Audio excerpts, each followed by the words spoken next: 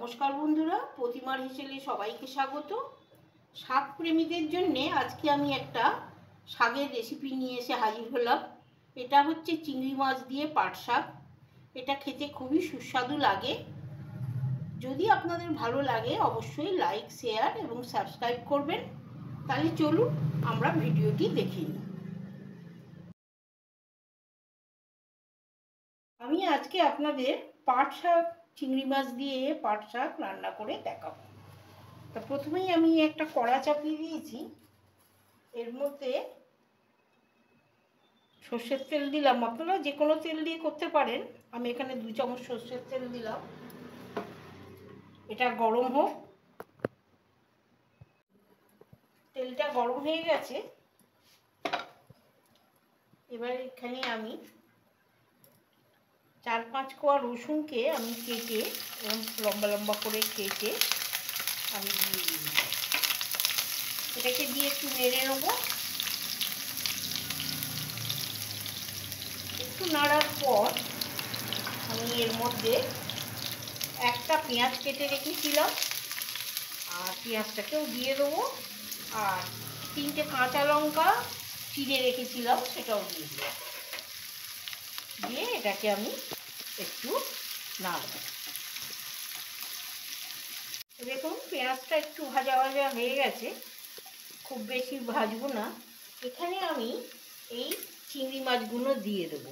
এখানে 300 গ্রাম চিংড়ি আমি ছাড়িয়ে, চিংড়িগুলো বড় বড় আপনারা কেটে দিতেও পারেন, আমি গোটা দিয়ে দিলাম। দিয়ে এই চিংড়িটাকে এর সঙ্গে নাড়বো। আর এর মধ্যেই আমি একটু হলুদ দিয়ে দেবো, শাকের রঙটা ভালো হবে।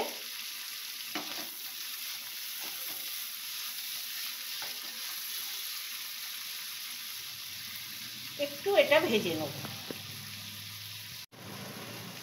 এই দেখুন একটু ভাজা হয়ে গেছে এগুলো।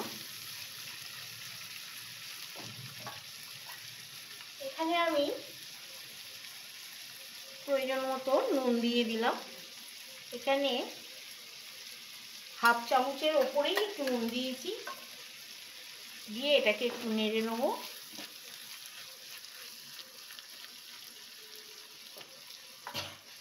আর এখানে আমি 2 আঁটি শাক, পাট শাক ধুয়ে বেছে আর একটু কেটে নিয়েছি। খুব মিহি করিনি, একটু কেটে নিয়েছি। এই শাকগুলো এবার আমি এখানে দিয়ে দেবো। প্রথমে একটু দিলাম, দিয়ে নাড়িয়ে নেব। আর এর রঙটা সবুজ রাখার জন্যে আমি বেশি কম আঁচে করব না, একটু মিডিয়াম ফ্লেমেই এটাকে রান্না করব।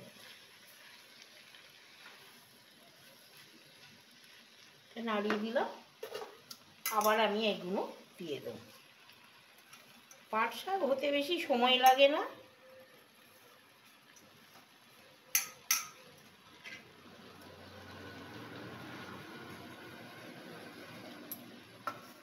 দিয়ে এটাকেও নাড়িয়ে নিলাম।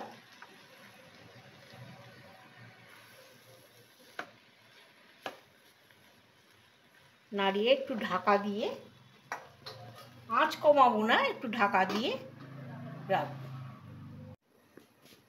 দেখুন 2 মিনিট হয়েছে, দেখুন কতখানি জল বেরিয়ে গেছে, নরমও হয়ে গেছে। এবার আমি আর ঢাকা দেবো না। এর কালারটা দেখুন ভালোই আছে। আরও 2-3 মিনিট হতে দেবো। আরও 3 মিনিট আমার হয়ে গেছে। এ দেখুন হয়ে গেছে। এটা হতে একদম সময় কম লাগে।